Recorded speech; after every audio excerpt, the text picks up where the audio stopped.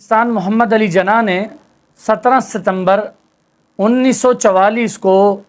گاندھی جی کے نام ایک خط لکھا، اور اس خط کے اندر کیا تھا گوش گزار کرتے ہیں۔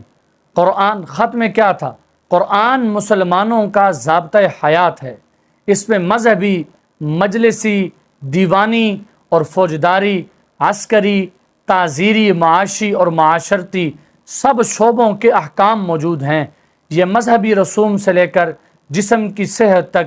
جماعت کے حقوق سے لے کر فرد کے حقوق تک، اخلاق سے لے کر انسداد